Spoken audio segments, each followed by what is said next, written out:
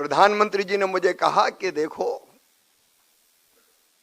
Lab में जो research होते हैं उसका लाभ मिलना चाहिए लैंड को, लैब टू लैंड। और इसलिए हमने तय किया तुअर, उड़द, मसूर 100% जितनी किसान पैदा करेगा खरीदेंगे हम मिनिमम सपोर्ट प्राइस पे।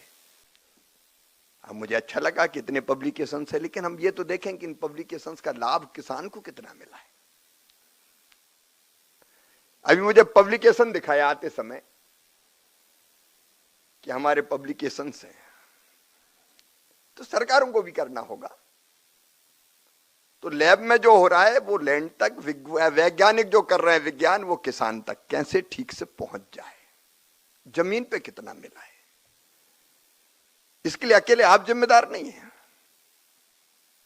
और हमने एक कार्यक्रम शुरू किया अभी, आधुनिक कृषि चौपाल, एक ही डीडी किसान पर अभी वो शुरू किया है हमने।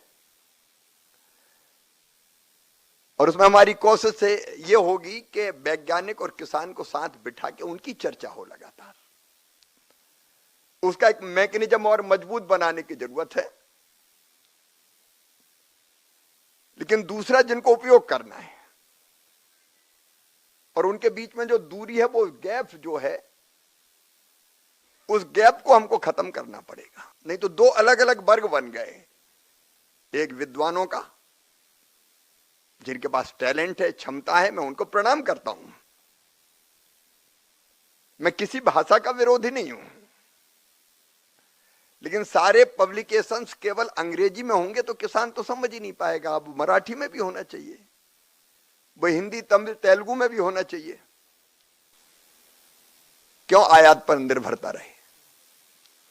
तो उसके लिए रिसर्च, शोध, नए बीज से लगा लेके टेक्नोलॉजी तक, और गैप को खत्म करने का एक और माध्यम है भाषा। वो जमाना गया जब PL 480 सड़ा हुआ गेहूं अमेरिका हमको भेजता था। आज हम 4.5 लाख करोड़ का एक्सपोर्ट कर रहे हैं। हमारा बासमती राइस दुनिया में धूम मचा रहा है। और दूसरी पॉलिसीज भी ऐसी बने कि जिससे जिस चीज की कमी है उसको पैदा करने के लिए किसानों के मन में उत्साह पैदा हो। तो कई चीजों हम ग्लोबल लीडर भी हैं। उत्पादन हमने बढ़ाया है। हाँ, एक चैलेंज है, कई चीजों का उत्पादन कंपेरेटिवली पर हेक्टर कम है। हमारा सोयाबीन, अब पर हेक्टर उत्पादन कम है।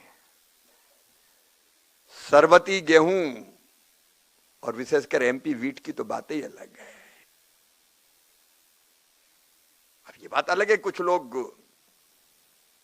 GM सीड्स का उपयोग करते हैं, दुनिया के बाकी देशों के मुकाबले वो चैलेंज है, वो हमारे वैज्ञानिकों के सामने चुनौती है। लेकिन मैंने पता किया तो कि जेनेटिक मॉडिफाइड सीड्स के अलावा भी, अब चीन में नहीं होता उपयोग, लेकिन उत्पादन ज्यादा है। विद्वान रिसर्च तो करते हैं, शोध तो करते हैं, लेकिन उसका लाभ नीचे पहुंच रहा है कि नहीं पहुंच रहा। लेकिन हमारी कुछ मान्यताएं हैं, उसके जो नुकसान है उसकी तरफ भी हमको ध्यान देना पड़ता है। लेकिन